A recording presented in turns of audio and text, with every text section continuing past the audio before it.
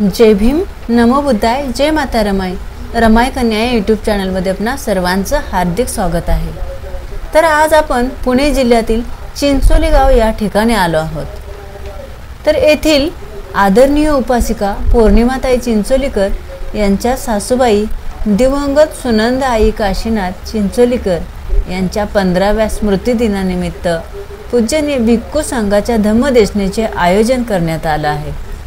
तरी आता आपण प्युरिटी ऑफ माइंड या यूट्यूब चॅनलचे संचालक पूजनीय भंते धम्मबोधी महातेरो यांची धम्मदेशना ग्रहण करणार आहोत. तरी आपण जराही वेळ न लावता आपण धम्मदेशना ग्रहण करूया. जय भीम, जय माता रमाई. महामानव तथागत सम्यक संबुद्ध तथागतांचा पावन पवित्र सद्धम्म, त्या सद्धम्माचा सातत्याने प्रचार आणि प्रसार करणारा सदापूजनीय भिक्खू संघ, बुद्ध धम्म आणि संघ या महान तीन रत्नाची आम्हा सर्वांना माहिती करून देणारे आम्हा सर्वांचा आधारस्तंभ भारतीय घटनेचे शिल्पकार बोधिसत्व गुणपेतन डॉक्टर बाबासाहेब आंबेडकर आज या मंगलमय प्रसंगी दिवंगत सुनंदाई काशीनाथ चिंचोलीकर यांच्या 15व्या स्मृतिदिनाच्या निमित्ताने पूजनीय भिक्खू संघाच्या धम्मदेशनेचं आपण आयोजन केलं. अत्यंत महत्त्वपूर्ण अशा 2 धम्मदेशना या ठिकाणी संपन्न झालेल्या आहेत. बऱ्याच वेळापासून आपण सर्वजण या ठिकाणी बसला आहात. जवळपास 2 घंट्यापासून विहारामध्ये आपण बसलात. खरं तर एवढ्या वेळापर्यंत धम्मदेशना श्रवण करण्याच्या ज्या सवयी आहेत त्या सवयी फार कमी लोकांना असतात. कारण एकाच ठिकाणी बसून राहणे, जे कधी ऐकलं नाही ते ऐकणे हे जरा जड जाते. ऐकणं म्हणजे कधी ऐकलं नाही ते ऐकणं थोडं जड जाते. आणि आपल्या कल्याणाचं जे आहे, जे ज्याच्याकडून आपलं हित होते, ज्याच्याकडून आपलं कल्याण होते, ज्याच्यामुळे आपलं जीवन सुधारते, ज्याच्यामुळे आपल्यातील दोष कमी होतात, अशा गोष्टी ऐकायला जरा जड जातात. जर समजून घ्या, एखादा पिक्चर असेल, एखादा मूवी आपल्या आवडीचा, तर 3 तासापर्यंत आपण काय उठत नाही. 3 तास ठरलेले असतात. तेव्हा आपल्याला कंटाळासुद्धा येत नाही, तेव्हा आपल्याला बोरसुद्धा होत नाही. का? कारण ते मनोरंजन आहे. मनोरंजनाकडे मनुष्याचा कल अधिक असतो. 6 इंद्रियाच्या द्वारा, म्हणजे आपल्या 6 इंद्रियाला जे आवडणारं असते, का डोळ्यांना आवडणारं जे असेल, डोळ्याला जर आवडणारं जर दिसलं तर डोळे पाहत राहतात. कानांना जर आवडणार असेल तर कानं ऐकत राहतात. आपल्या जिभेला चांगलं चांगलं खाण्यासाठी आवडत असेल तर ते आपण चांगलं चांगलं खाणं आपल्याला आवडते. चांगलं बोलायचं असेल, चांगलं म्हणजे जर कोणाच्या निंदा करायच्या असतील, खोटं बोलायचं असेल, काय चहाडी चुगली करायचं असेल तर आपण काही थकत नाही, कारण ते आपल्या आवडीचं आहे. पण चांगलं जर श्रवण करायचं असेल, चांगलं जर ऐकायचं असेल तर थोडं प्रमाद उत्पन्न होत असतो. त्याचं कारण तसं असते. म्हणजे मनुष्याचा जशा प्रकारचा स्वभाव असतो, त्या स्वभावाला अनुसरून मनुष्य आपलं जीवन जगत असतो. कारण तुम्ही जे इथं सर्वजण बसला आहात, आहे की नाही, थोडंसं तर गर्दी कमी झाली. जे बसला आहात तुम्ही इथे, तसा धम्मदेशना देण्यासाठी तर मी तर म्हणते ना, म्हटलं वेळ भरपूर झाला, पण म्हणते जीवनात बोला थोडा वेळ. आणि धम्मदेशना देण्यासाठी असंही काही लोकांची गरज नाही आम्हाला, मला तरी स्पेशली नाहीच आहे. कारण माझ्यासमोर कोणी जरी नसेल तरी विहारामध्ये या मोबाईलकडे पाहून मी धम्मदेशना देत असतो. त्याच्यामुळे समोर किती लोक आहेत याच्याशी आणि धम्मदेशनेची माझा काही संबंध नाही आहे, कारण मला ती प्रॅक्टिस आहे. तुम्ही जरी इथे 10-20 लोक असाल तरी आपल्या प्युरिटी ऑफ माइंड या चॅनलवरती लाखो लोक धम्मदेशना श्रवण करणारे आहेत. आणि आई बुद्धगयेला आल्या होत्या, बरेचसे उपासक उपासिका बुद्धगयेला आले होते. आणि त्यामुळे ज्यांनी ज्या उद्देशाने बोलवलं, खरं तर त्यांचा उद्देश अत्यंत शुद्ध आहे की येथील लोकांना धम्मदेशना ऐकायला मिळावी, हा शुद्ध असा त्यांचा उद्देश आहे. आणि बऱ्याच उपासक उपासिका बनतेचे स्टेटस बघून सुद्धा धम्मदेशना श्रवण करण्याच्या उद्देशाने आलेल्या आहेत. आणि त्यामुळे मनुष्याचा जसा स्वभाव असतो, हा जो वर्तमान काळातला जो स्वभाव आपला आहे, या वर्तमान काळातल्या स्वभावाला अनुसरूनच आपला स्वभाव आहे असं नाही आहे. याला वर्तमान काळ तर कारणीभूत आहेच आहे, परंतु याला पूर्वकर्मसुद्धा आपले कारणीभूत असतात. जसं तुम्ही इथे सर्वजण बसला आहात, सर्वच जण काही सारखे नाही आहेत. ना बुद्धिमत्तेने सारखे आहेत, ना सौंदर्याने सारखे आहेत दिसण्यासाठी, ना प्रज्ञेने सारखे आहेत, म्हणजे कोणत्याही गुणाने, ना धनसंपत्तीने सारखे आहेत, ना आयुमानाने सारखे आहेत. म्हणजे कोणत्याही गोष्टीने आपण सर्व इथे समान नाही, सारखे नाही. का नाही? कारण प्रत्येकाचे कर्म हे वेगवेगळे आहे. प्रत्येकाचे कर्म हे भिन्न भिन्न आहे. कारण जशा प्रकारचे कर्म असतील तशा प्रकारे आपल्या मनाची मानसिकता असते. म्हणजे वर्तमान काळातले कर्म आणि पूर्वकर्म ह्या दोन्ही गोष्टी आपल्या जीवनाला सुख प्राप्त करण्यासाठी अत्यंत सहाय्यक ठरत असतात. जसं साधं आणि सोपं भगवंताने उदाहरण दिलं, कारण भगवंताचा धम्म हा सहज आणि साधा सोपा आहे जर समजून घेतला तर. जर समजून नाही घेतला तर भगवंताच्या धम्मासारखं कठीण या जगामध्ये दुसरी कोणतीच गोष्ट नाही आहे. आणि त्यामुळे धम्माला समजून घेत असताना भगवंताच्या श्रेष्ठ सिद्धांताला आपण समजून घेण्याचा प्रयत्न केला पाहिजे. जसं आपलं चित्त असेल, म्हणजे जसं आपलं मन असेल, आपल्या मनामध्ये जशा प्रकारचे विचार असतील. आता तुम्ही धम्मदेशना श्रवण करत आहात, भंतेजी बोलले, करुणानंद भंतेजी बोलले, धम्मदेशना श्रवण करत असताना मी ऑब्झर्व करत होतो, म्हणजे तुमचे चेहरे मी पाहत होतो की म्हणजे तुमच्या चित्ताची मानसिकता काय. सहज जाणतो आम्ही, कारण आता रोज नवीन लोकांना पाहतो आम्ही, रोज नवीन लोकांना आम्ही बघतो.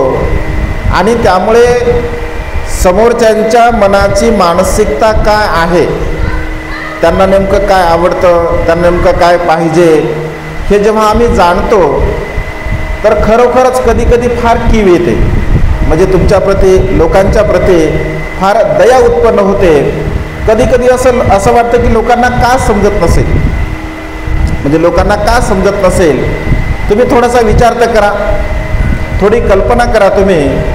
आम्ही बघा दिवसभर प्रवास करतो, दिवसभर आता आम्ही प्रवास केला, दिवसभर गाडीमध्ये बसून होतो. आता तुमच्या सोबतच आम्ही बसलो आहे की नाही, जे सोबतच ऐकलं तुमच्या बसलो आम्ही. रोज आम्ही यांचं ऐकतो, रोज यांचं बी ऐकतो, हे माझं रोज ऐकतात. तुम्हाला असं कधी वाटतं का, म्हणजे तुम्ही असं कधी पाहता का, किंवा भंतेजी बोलताना म्हणजे आम्ही लयच बोर होतो आणि आम्हाला लगेच मध्ये झोपा येतात, का असं होतं? म्हणजे शरीर तुमचं सुद्धा, शरीर आमचं सुद्धा, हा भाग आहे आपल्या मनाच्या मानसिकतेचा. आपली मानसिकता इथून जर आम्हाला 400-500 किलोमीटर प्रवास करा जरी म्हटलं तरी आम्ही थकत नाही. 500 किलोमीटरचा इथून गेल्यानंतर सुद्धा गाडीमध्ये बसून आम्ही प्रवास करू शकतो.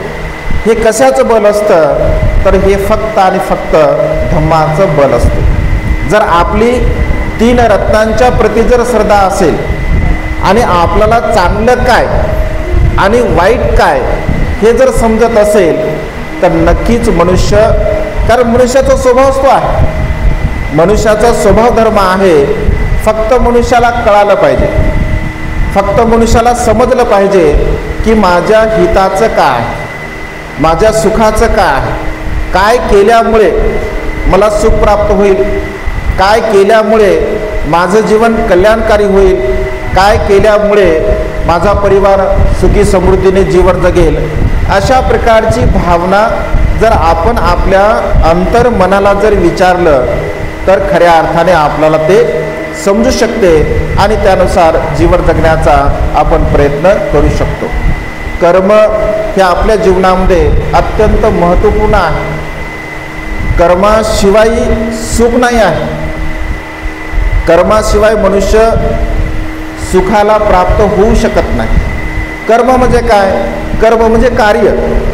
आपण जे काम करतो, आपण जे कार्य करतो त्याला कर्म असं म्हणतात. मग कोणत्या कर्माचा परिणाम काय होतो, कशा प्रकारचा होतो हे सुद्धा भगवंताने सांगितलं आहे. एक वेळचा प्रसंग आहे.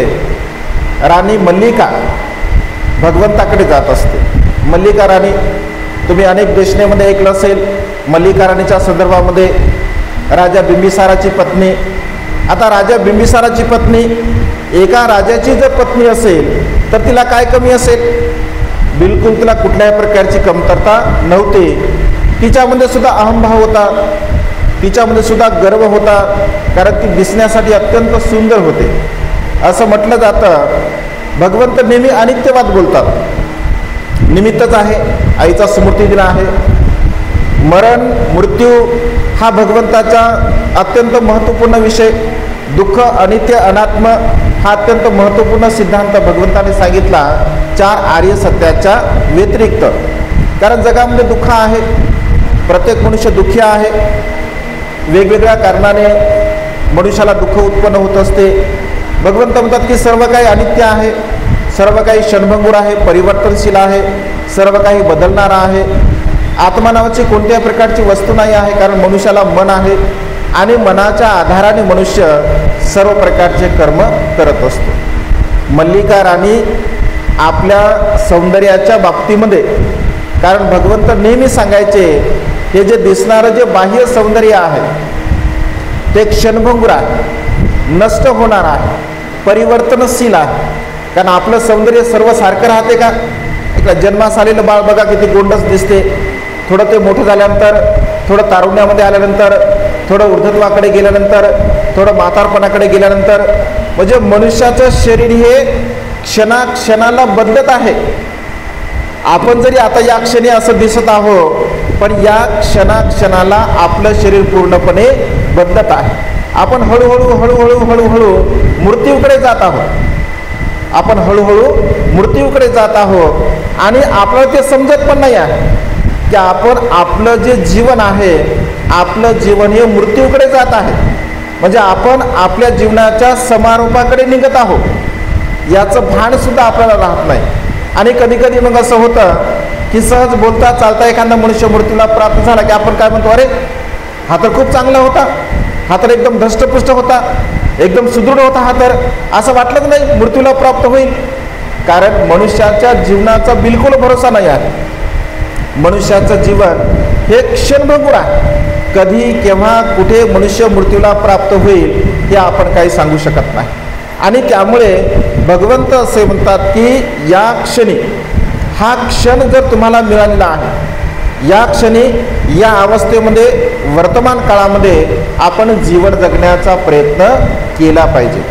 कारण वर्तमान काळामध्ये जर जीवन जगत नसेल, आपण वर्तमान काळामध्ये जर आपण बेहोशीमध्ये असेल, वर्तमान काळात जर आपण प्रमादामध्ये असेल, वर्तमान काळामध्ये जर आपण आळसामध्ये जीवन जगत असेल, तर आपल्या जीवनाची सत्यता आपल्याला समजली नाही हे स्पष्टपणे त्याचा अर्थ होत असतो. या क्षणी तुमचं चित्त जे आहे, जसं तुमचं मन आहे, आता या क्षणी जे तुमचं मन आहे, या क्षणी तुम्ही काल जर विचार केला तर या क्षणी या वेळेला 7:05 वाजता तुमचं चित्त असंच होतं का?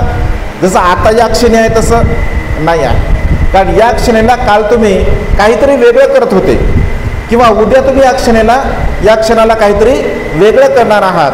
म्हणजे आता या क्षणी तुम्ही काय करत आहात, काल तुम्ही काय केलं आणि उद्या तुम्ही काय केलं, काय करसाल, याचं जर चिंतन मनन केलं तर तुमच्या जीवनाची सत्यता तुम्हाला समजेल. असंख्य लोक या संसारामध्ये आहेत, असंख्य लोक आहेत. आज या क्षणी तुम्ही इथे बसून भगवंताचा कल्याणकारी धम्म श्रवण करत आहात.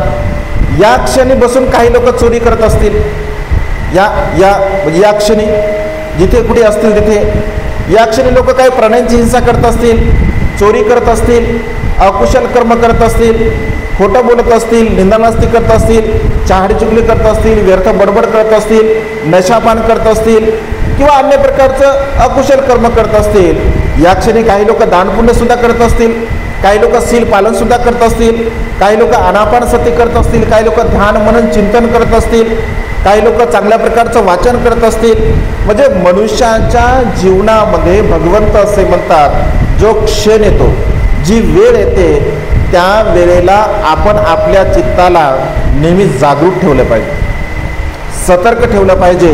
म्हणजे या क्षणी माझं चित्त मी सतर्क ठेवणार आहे, या क्षणी माझं चित्त मी जागरूक ठेवणार आहे, अशा प्रकारची भावना रोज आणि रोज आपण आपल्या मनामध्ये धारण केली पाहिजे. सम्यक व्यायाम भगवंताने सांगितला. सम्यक व्यायाम भगवंत असे म्हणतात, या क्षणी तुमच्या चित्तामध्ये जर कुशल विचार उत्पन्न झालेला आहे तर या क्षणी तुम्ही जाणा की आता या क्षणी माझ्या चित्तामध्ये कुशल विचार उत्पन्न झाला आहे, हे तुम्हाला समजलं पाहिजे. जर तुम्हाला समजत असेल तर तुम्ही एक प्रकारचा मनाचा व्यायाम करता. दुसऱ्या क्षणी तुम्ही असं विचार करता की या क्षणी माझ्या चित्तामध्ये कुशल विचार उत्पन्न झाला, चांगल्या प्रकारचा विचार उत्पन्न झाला, मी या विचाराला वाढवलं पाहिजे. जर शील पालन करायचं आहे तर मी शीलाला वाढवलं पाहिजे. जर दान पुण्याचा विचार आला तर त्या दानाला मी वाढवलं पाहिजे. प्रज्ञेचा जर विचार आला तर त्या प्रज्ञेच्या विचाराला मी वाढवलं पाहिजे. असं जर तुम्ही विचार करसाल आणि कृती जर तुम्ही करसाल तर दुसऱ्या प्रकारचा चित्ताचा व्यायाम तुम्ही करत आहात. जर या क्षणी तुमच्या चित्तामध्ये जर अकुशल विचार उत्पन्न झाला, वाईट विचार उत्पन्न झाला, तर तुम्ही जाणलं पाहिजे, तुम्ही समजून घेतलं पाहिजे की या क्षणी माझ्या चित्तामध्ये अकुशल विचार उत्पन्न झालेला आहे. राग उत्पन्न झाला तर राग उत्पन्न झाला, द्वेष उत्पन्न झाला तर द्वेष उत्पन्न झाला, मोह उत्पन्न झाला तर मोह उत्पन्न झाला, अकुशल भाव उत्पन्न झाला तर अकुशल भाव उत्पन्न झाला. पण असं होते का? या क्षणी जर आपल्या चित्तामध्ये राग उत्पन्न झाला तर समजते का आपल्याला की आता माझ्या चित्तामध्ये राग उत्पन्न झाला? कधी समजते आपल्याला? आपल्या मनामध्ये राग उत्पन्न होतो, त्या रागाने आपण एखादी कृती करतो, ऐक नाही, कर्म पूर्ण करतो, आणि कर्म पूर्ण केल्यानंतर मग असं वाटते अरे मला राग आला होता, मग मी रागामध्ये ते कार्य केलेलं आहे. म्हणजे राग येतो आणि त्या रागाच्या द्वारा आपण कार्य पूर्णही करतो, आणि पूर्ण केल्यानंतर मग आपल्याला पश्चाताप होतो की अरे रे हे कर्म मी उगच केलं. म्हणजे तिथे आपला चित्ताचा व्यायाम पूर्णपणे फसलेला आहे, तिथे आपण चित्ताचा व्यायाम केलेला नाही आहे. पण मनुष्याच्या चित्तामध्ये राग उत्पन्न झाला तर त्याने जाणलं पाहिजे की आता या क्षणी माझ्या मनामध्ये राग उत्पन्न झालेला आहे, द्वेष उत्पन्न झाला, मोह उत्पन्न झाला, तर भगवंत असे म्हणतात तिसऱ्या प्रकारचा व्यायाम तो व्यक्ती त्या ठिकाणी करत असतो. मग अकुशल विचार उत्पन्न झालेला आहे तर या अकुशल विचाराला मी कसं थांबवलं पाहिजे, कसं नष्ट केलं पाहिजे, अशा प्रकारचा प्रयत्न सुद्धा त्या मनुष्यांनी केला तर चौथ्या प्रकारचा व्यायाम तो मनुष्य करत असतो. जागरूक जर आपण असेल तर आपण व्यायाम करू शकतो, आपल्या मनाला सजग ठेवू शकतो. आणि जागरूक जर नसेल, आपण प्रमादामध्ये असेल, आपण आळसामध्ये असेल, भगवंत एका गाथेमध्ये म्हणतात की जो मनुष्य आळसी आहे, जो मनुष्य प्रमादी जीवन जगत असतो, नेहमी आळसामध्ये राहतो, प्रमादामध्ये राहतो, केवळ झोपत राहतो, केवळ खात राहतो, तर अशा प्रकारच्या मनुष्याला मार तसाच पराजित करत असतो, ज्याप्रमाणे उन्मळून म्हणजे एखाद्या नदीच्या किनाऱ्यावरती एखादं झाड असेल आणि नदीच्या पुराच्या द्वारा ते झाड सहज उन्मळून पडत असते, अगदी तशा प्रकारे मार आपल्याला नष्ट करत असतो. पण मनुष्य जागरूक असेल, सतर्क असेल, मनुष्य भोजनामध्ये मात्रा जाणत असेल, मनुष्य आपल्या जीवनामध्ये मी काय करत आहे, कशा प्रकारचं कर्म करत आहे याची भावना जर तो जाणत असेल, तर त्या मनुष्याच्या जीवनामध्ये तो कधी पराभूत होत नाही. ज्याप्रमाणे शिलामय पर्वत, म्हणजे पर्वताला जसं आपण हलू शकत नाही, डुलू शकत नाही, अगदी तशा प्रकारे आपल्या मनाला सुद्धा आपण पराभूत करू शकत नाही. आणि त्यामुळे आपलं चित्त अत्यंत महत्त्वपूर्ण आहे. या क्षणी आपण काय करतो हे कर्म करणं अत्यंत महत्त्वपूर्ण आहे. मी तुम्हाला सांगत होतो की कर्म हे अत्यंत महत्त्वपूर्ण आहे. कर्माशिवाय आपलं जीवन नाही आहे. कर्म हे आपले दायाद आहे, कर्म हे आपले माता पिता आहे, कर्म हे आपले बंधू आहे, कर्म हा तुमचा वारस आहे, कर्मच सर्व काही आहे. कर्माशिवाय या संसारामध्ये दुसरं काही सुद्धा नाही आहे. राणी मल्लिका जेव्हा भगवंताकडे येते आणि भगवंताला म्हणते की भगवान असं काय कारण आहे, अशी कोणती घटना आहे, असं कोणतं कारण आहे की भगवान मी जेव्हा पाहतो तर काही लोक, बघा अत्यंत महत्त्वपूर्ण, अगदी जर तुम्ही थोडंसं जर चिंतन केलं तर इथल्या इथेच तुम्हाला त्याचं उत्तर मिळू शकते. राणी मल्लिका म्हणते भगवान मी जेव्हा पाहतो तर काही लोक, ते स्त्री अथवा पुरुष, काही लोक भगवान अत्यंत सुंदर असतात, दिसायला अत्यंत रूपवान असतात. भगवान काही लोक अत्यंत प्रज्ञावान असतात. भगवान काही लोक अत्यंत बलवान असतात. भगवान काही लोक अत्यंत संपत्तीवान असतात. भगवान काही लोकांची जी पर्सनॅलिटी आहे ती अत्यंत चांगल्या प्रकारची असते. परंतु भगवान अशा प्रकारचे लोक असून सुद्धा ते अत्यंत दुःखी असतात, अत्यंत बेचैन असतात. त्यांना कोणत्याही प्रकारचं सुख लाभत नाही. भगवान काय कारण असेल? दुसऱ्या बाजूने भगवंत असे म्हणतात की अशा प्रकारचे व्यक्ती म्हणजे ज्यांच्याकडे सौंदर्यता आहे, ज्यांच्याकडे बल आहे, ज्यांच्याकडे गुण आहे, पण त्यांच्याकडे बिलकुल काही संपत्ती नाही आहे, कोणत्याही प्रकारची संपत्ती त्यांच्याकडे नाही आहे, असंही काही लोक पाहायला मिळतात. भगवान काही लोकांकडे विपुल धनसंपदा आहे, खूप सारी संपत्ती त्यांच्याकडे आहे, भौतिक संपत्ती खूप सारी आहे, परंतु भगवान ते सौंदर्यवान नाहीत, ते बलवान नाहीत, ते गुणवान नाहीत, त्यांच्यामध्ये कोणत्याही प्रकारचा चांगला गुणसुद्धा नाही आहे. काही लोक भगवान असे असतात की जे सौंदर्यवानसुद्धा असतात, गुणवानसुद्धा असतात, शीलवानसुद्धा असतात, प्रज्ञावानसुद्धा असतात आणि त्यांच्याकडे विपुल धनसंपदासुद्धा असते, त्यांच्याकडे सर्व प्रकारच्या सुखसुविधा असतात आणि अत्यंत सुखपूर्वक ते अशा प्रकारचं जीवन जगतात. काही लोक भगवान दिसण्यासाठी सुद्धा सुंदर नसतात, ना प्रज्ञावान नसतात, ना बुद्धिवान नसतात, त्यांच्याकडे काहीच नसते आणि भगवान त्यांच्याकडे संपत्तीसुद्धा नसते, त्यांच्याकडे धनसुद्धा नसते. अशा प्रकारे लोक जीवन जगतात. काय कारण असेल? 4 प्रकार समजले तुम्हाला? 4 प्रकारचे लोक मल्लिका राणी म्हणते भगवान या 4 प्रकारचे लोक जीवन जगणार असतात. पहिला प्रकार कोणता आहे? काही लोक अत्यंत सुंदर असतात, अत्यंत रूपवान असतात, परंतु त्यांच्याकडे बिलकुल धनसंपदा नसते, अत्यंत गरीब असतात. काही लोक अत्यंत धनवान असतात, सर्व प्रकारची भौतिक संपदा त्यांच्याकडे असते, परंतु दिसण्यासाठी मात्र बिलकुल सुंदर नसतात. काही लोक दिसण्यासाठी सुद्धा सुंदर असतात, प्रज्ञावान असतात, बुद्धिवान असतात आणि विपुल सारी धनसंपदा त्यांच्याकडे असते. काही लोकांकडे ना दिसण्यासाठी सुंदर असतात, ना प्रज्ञावान असतात, ना बुद्धिवान असतात, ना त्यांच्याकडे कुठल्या प्रकारचं सौंदर्य असते. हे 4 प्रकारचे लोक पाहायला मिळतात संसारामध्ये. हे 4ही प्रकारचे लोक या संसारामध्ये आपल्याला पाहायला मिळत असतात. मग तेव्हा भगवंत असे म्हणतात की मल्लिका याला कर्म कारण आहे. याला कर्मविपाक आहे. मग कर्मविपाक कशा प्रकारचा आहे? कारण सर्व लोक सारखे नसतात. ज्याप्रमाणे जमिनीमध्ये बी जसं पेरसाल तुम्ही, जमीन वेगवेगळ्या प्रकारची आहे. काही जमीन अत्यंत सुपीक असते, काही जमीन मुरमाड असते, काही जमिनीमध्ये दगडधोंडे असतात, काही जमीन नुसतं गवताने भरलेली असते. तर अशा प्रकारे या वेगवेगळ्या प्रकारच्या जमिनीमध्ये जर एकच बी टाकलं, चारही प्रकारची जमीन आहे आणि त्या चारही प्रकारच्या जमिनीमध्ये एकच बी टाकलं तर सारखंच उत्पन्न येईल का? येणार नाही. काय येणार नाही?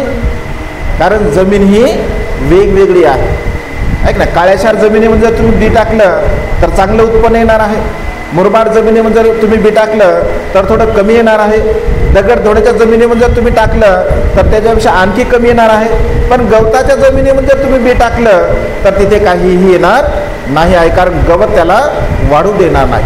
अगदी मनुष्याच्या कर्माच्या संदर्भामध्ये सुद्धा असंच आहे.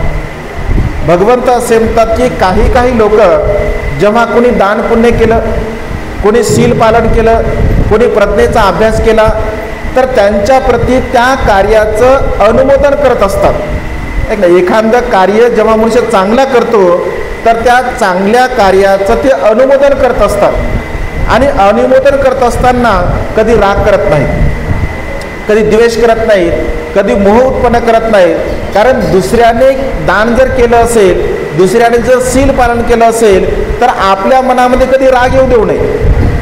कोणी दान, कारण हा भाव अनेक लोकांच्या मनामध्ये उत्पन्न होत असतो. कधी कधी एखाद्या दानदात्याचं समजा आपण नाव घेतलं तर अनेक लोकांना असं यांचंच नाव घेतात, असं होते. किंवा यांचंच नाव घेतात, यांनाच बोलतात, यांची स्तुती करतात, वारंवार यांचं नाव यांच्या रोठावरती येतं. कधी कधी मनुष्याच्या चित्तामध्ये अशा प्रकारचा भाव उत्पन्न होत असतो. भगवंत असे म्हणतात की एखाद्या दान पुण्यामध्ये, शील कार्यामध्ये, प्रज्ञेच्या अभ्यासामध्ये किंवा चांगल्या कार्यामध्ये जर आपलं चित्त अप्रसन्न ठेवलं असेल, आपल्या चित्तामध्ये राग ठेवला असेल, द्वेष ठेवला असेल, मोह ठेवला असेल तर आपल्याला आपल्या सौंदर्यावरती त्याचा परिणाम होत असतो. कारण हे जे तुम्हाला बाह्य सौंदर्य जे दिसतं ना, तर बाह्य सौंदर्य रागामुळे, द्वेषामुळे, मोहामुळे पूर्णपणे नष्ट होत असते. बरं, समजून या कर्माचा विपाक आहे. साधं उदाहरण, एखाद्या मनुष्याच्या मनामध्ये जर राग उत्पन्न झाला, एकदम भयंकर राग उत्पन्न झाला, तो मनुष्य, ती स्त्री दिसण्यासाठी अत्यंत सुंदर आहे, अत्यंत रूपवान आहे आणि तिच्या चित्तामध्ये राग आलेला आहे, भयंकर राग आला, तर कशी दिसेल ती? सुंदर दिसेल का? का नाही दिसणार? कारण बाह्य जरी सौंदर्य तिचं सुंदर दिसत असेल, अंतर्मनामध्ये मात्र आग पेटलेली आहे. ऐक ना, रागाची आग आहे, द्वेषाची आग आहे, मोहाची आग आहे. आणि अंतर्मन जसं असेल तसं चेहऱ्यावरती हे दिसत असते. आणि त्यामुळे भगवंत असे म्हणतात, राग जर उत्पन्न आपण केला, द्वेष जर आपण उत्पन्न केला तर आपलं सौंदर्य पूर्णपणे नष्ट होत असते. या पूर्वकर्माच्या संदर्भामध्ये भगवंताने सांगितलं.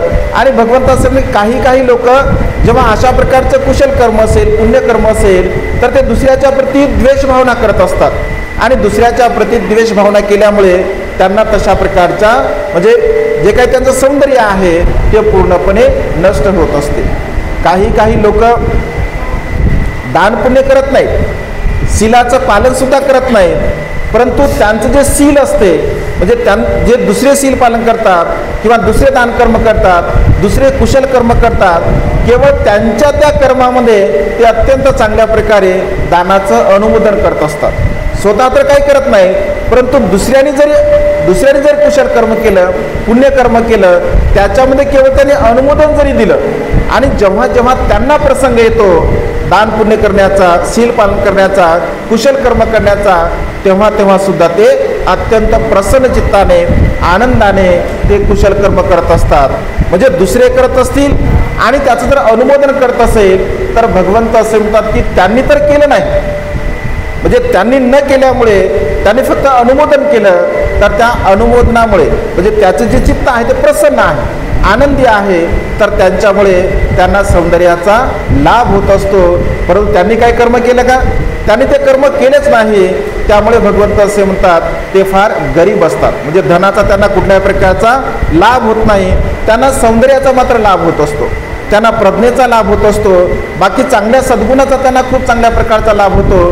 परंतु भौतिक धनसंपत्तीचा त्यांना कोणत्याही प्रकारचा लाभ होत नाही, कारण त्यांनी दानकर्म केलं नाही, त्यांनी बीज लावलं नाही. जर त्यांनी बीज लावलं नाही तर उत्पन्न त्यांना कसं काय मिळणार आहे? त्यांना मिळणार नाही आहे. आणि त्यामुळे दुसऱ्या प्रकारामध्ये भगवंत असे म्हणतात केवळ त्यांनी दानाचं अनुमोदन केलं, स्वतः मात्र कोणत्याही प्रकारचं दानकर्म कुशल कर्म केलेलं नाही आहे. तिसऱ्या प्रकारामध्ये कधी कधी असं होतं, कोणी दानपुण्य करत असेल, शीलाचं पालन करत असेल, तर याची मानसिकता तर खराब होतेच होते, परंतु हे करत सुद्धा नाही. म्हणजे स्वतःही करत नाही आहेत आणि इतरांनी जर केलं तर त्याच्यामध्ये त्या दानाचं अनुमोदन सुद्धा ते करत नाहीत. तर भगवंत असे म्हणतात की अशा प्रकारचे लोक ना सौंदर्याने युक्त असतात, ना धनाने युक्त असतात, ना संपत्तीने युक्त असतात, ना सौंदर्याने युक्त असतात. म्हणजे जे काही सौंदर्य धनसंपदा आहे, ज्ञान आहे, प्रज्ञा आहे, हे सुद्धा त्यांना प्राप्त होत नाही. आणि भौतिक जी धनसंपदा आहे ती भौतिक धनसंपदा सुद्धा यांना काही प्राप्त होत नाही. चौथ्या प्रकारामध्ये भगवंत असे म्हणतात काही लोक म्हणजे स्वतः तर दानपुण्य करतात, स्वतः तर शील पालन करतात, पण इतर जर कोणी करत असेल तर त्या इतर दानपुण्यामध्ये, इतर शील पालनामध्ये, इतर कुशल कर्मामध्ये ते अत्यंत प्रसन्न चित्ताने, आनंदी चित्ताने त्या ठिकाणी सहभागी होत असतात. हे 4 प्रकारचे लोक भगवंताने सांगितले. म्हणजे आपण जशा प्रकारचं कर्म करेल, मल्लिकेला सांगताना भगवंत असे मल्लिके अशा प्रकारे आपण केलेल्या कर्माचा हा विपाक असतो, आपण केलेल्या कर्माचा हा परिणाम असतो. आणि त्यामुळे मनुष्य जशा प्रकारचं कर्म करेल, जशा प्रकारचं कर्म करेल, जशा प्रकारचं बीज टाकेल, तशा प्रकारचं फळ त्या मनुष्याला प्राप्त होत असते. साधं उदाहरण आहे बघा, एका मातेच्या पोटी जर 3-4 मुलं असतील तर ते सारखेच असतात का? एका मातेच्या पोटी जर 3-4 मुलं असतील तर ते सारखे असतात का? कोणत्याच गोष्टीने सारखे नसतात. ना सौंदर्याने सारखे असतात, ना प्रज्ञेने सारखे असतात, ना बुद्धिमत्तेने सारखे असतात, ना धनसंपत्तीने सारखे असतात. कोणत्याही गोष्टीने त्यांच्यामध्ये समानता पाहायला मिळत नाही. एकाच मातापित्यांच्या पुढे जन्मास आले तरी सुद्धा त्यांच्यामध्ये भिन्नता असते. भगवंत असे म्हणतात की एका मातापित्यांच्या पोटी जन्मात जरी आले असतील तरी त्यांचे पूर्वकर्म मात्र भिन्न भिन्न असतात. त्यांचे पूर्वकर्म हे वेगवेगळे असतात आणि पूर्वकर्म वेगवेगळे असल्या कारणाने त्यांची मानसिकता, त्यांची बुद्धिमत्ता, त्यांचं सौंदर्य, त्यांची धनसंपदा ही भिन्न भिन्न आपल्याला पाहायला मिळत असते. आणि त्यामुळे सदा सर्व काळ आपण कर्मावरती विश्वास ठेवला पाहिजे. कर्म म्हणजे आपण जे करतो ते, कारण तुम्ही जसं करसाल तसं तुम्हाला मिळणार आहे. जो करेल तो भरेल असं आपण व्यवहारामध्ये म्हणत असतो.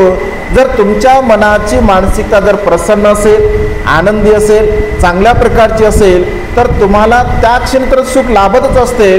परंतु हे थोडे थोडे जे कुशल कर्म तुम्ही करता, पुण्यकर्म करता, तर ते थोडे थोडे कुशल कर्म, थोडे थोडे पुण्यकर्म तुम्हाला दुःखमुक्तीच्या मार्गाकडे घेऊन जाण्यासाठी सहाय्यक ठरत असतात. कारण भगवंत असे म्हणतात की थोकं थोकं पुण्य करोते. 26 वर्षापूर्वी भगवंतांनी सांगितलं थोकं थोकं पुण्य करोते, म्हणजे थोडे थोडे कुशल कर्म, थोडे थोडे पुण्यकर्म आपण केले पाहिजे. व्यवहारामध्ये आपण काय म्हणतो, थेंबा थेंबाने तळ साचते. ऐक नाही, थेंबा थेंबाने तळ साचतं आपण असं म्हणतो ना. हे 26 वर्षावर भगवंतांनी सांगितलं की थोडे थोडे तुम्ही कुशल कर्म करा, पुण्यकर्म करा. थोड्या थोड्या कुशल कर्मामुळे, थोड्या थोड्या पुण्यकर्मामुळे तुमच्या जीवनाचा घडा दुःखमुखीच्या मार्गाकडे भरण्यासाठी लागणार आहे. आणि त्यामुळे सदा सर्व काळ आपण कुशल कर्म केले पाहिजे, पुण्यकर्म केले पाहिजे. आणि ज्या क्षणी जो वेळ आपल्याला मिळतो त्या क्षणी, त्या वेळेला आपल्या मनाला प्रसन्न करून आनंदी करून आपल्या मनातील राग, द्वेष, लोभ, मोह, मीपणा, अहमपणा, गर्व, ईर्ष्या या विकाराला दूर सारून आपण ते कुशल कर्म, ते पुण्यकर्म करण्याचा प्रयत्न केला पाहिजे. कारण जो क्षण आपण जगत असतो, प्रत्येक क्षण आपण स्वतःसाठी जीवन जगण्याचा प्रयत्न केला पाहिजे. आणि जो मनुष्य स्वतःसाठी जीवन जगण्याचा प्रयत्न करतो तर तो मनुष्य 10 प्रकारचे अकुशल कर्म करत नाही. बघा, जो मनुष्य स्वतःसाठी जीवन जगत असतो, इतरांसाठी कधी जीवन जगायचं नसते. भगवंताने कधी असं म्हटलं नाही की मी इतरांसाठी जीवन जगा. तुम्ही स्वतःसाठी जीवन जगा. कारण तुम्ही स्वतःसाठी जर जीवन जगले तर इतरांसाठी तुमचं जीवन हे सहाय्यक ठरू शकते. आणि त्यामुळे स्वतःला जर चांगल्या प्रकारचं जीवन जगायचं असेल, स्वतःला जर सुखपूर्वक जीवन जगायचं असेल, स्वतःला जर आनंदी जीवन जगायचं असेल तर 10 प्रकारचे अकुशल कर्म आपण करू नये. कायेच्या द्वारा, वाचेच्या द्वारा आणि मनाच्या द्वारा. मला जर चांगलं कर्म करायचं आहे तर मी प्राण्यांची हिंसा करणार नाही. मला जर चांगलं कर्म करायचं आहे तर मी चोरी करणार नाही. मला जर चांगलं कर्म करायचं आहे तर मी अकुशल कर्म करणार नाही. मला जर चांगलं कर्म करायचं आहे तर मी खोटं बोलणार नाही, निंदा नमस्ते करणार नाही, चहाडी चुगली करणार नाही, व्यर्थ बडबड करणार नाही, मी कुठल्याही प्रकारच्या नशिली पदार्थाचं सेवन करणार नाही. कारण का, मला स्वतःला चांगलं जीवन जगायचं आहे. माझं स्वतःचं कल्याण मला करायचं आहे. माझ्या स्वतःतील विकाराला मला पूर्णपणे नष्ट करायचं आहे. जर तुम्ही स्वतःच्या सुखाचा मार्ग जर अवलंबला, स्वतः सुखपूर्वक जीवन जगण्यासाठी जर तुम्ही अशा प्रकारचे कर्म केले तर तुम्हाला लाभ आहे. कारण मनुष्याचं जीवन एक क्षणभंगुर आहे. अनेक लोक अकुशल कर्म करून, पाप कर्म करून जीवन जगत असतात. आणि पशु ज्याप्रमाणे जन्मास येतात, संतती प्राप्त करतात, खाता पितात आणि मृत्यूला प्राप्त होत असतात, अगदी काही लोक असेच आहेत. या संसारामध्ये जन्मास येतात, संतती प्राप्त करतात, खाता पितात, म्हातारे होतात आणि मृत्यूला प्राप्त होत असतात. जीवनाचा सार मात्र त्यांना कधी काही प्राप्त होत नाही. आणि त्यामुळे मनुष्य जन्म लाभणे अत्यंत दुर्लभ अशी गोष्ट आहे. आणि या दुर्लभ मनुष्य जीवनामध्ये माझं स्वतःचं कल्याण कशा प्रकारे होईल, मी स्वतः कशा प्रकारे सुखपूर्वक जीवन जगण्याचा प्रयत्न करेल, हे सातत्याने चिंतन मनन आपण करण्याचा प्रयत्न केला पाहिजे. आणि त्यामुळे आपण बाबासाहेबांच्या या धम्मक्रांतीमध्ये महान आणि असीम पुण्याईमुळे आपल्याला हा सद्धम्म प्राप्त झालेला आहे. महत प्रयासाने बाबासाहेबांनी हा धम्म आपल्याला दिलेला आहे. या धम्माचं आचरण करणे, या धम्माचं अनुसरण करणे आणि आपलं स्वतःचं जीवन, इतरांचं जाऊ द्या, कोण काय करेल, कोण कशा प्रकारचं जीवन जगेल याचं चिंतन म्हणून आपण करू नये. भगवंत असे म्हणतात की कोण काय करतो, कोण कशा प्रकारचं जीवन जगतो या भानगडीमध्ये आपण पडू नये. पण मनुष्याचा स्वभाव असा आहे की मनुष्य स्वतःकडे लक्ष कमी देते आणि लक्ष दुसऱ्यांकडे जास्त देत असते. की तो काय करतो, ती काय करते, ते कशा प्रकारचं जीवन जगतात. आणि त्यामुळे अधिकतर वेळ मनुष्याचा अकुशल कर्माकडे जात असतो. आणि त्यामुळे आपण आपल्या प्रज्ञेला सदा सर्व काळ जागरूक ठेवलं पाहिजे, सतर्क ठेवलं पाहिजे.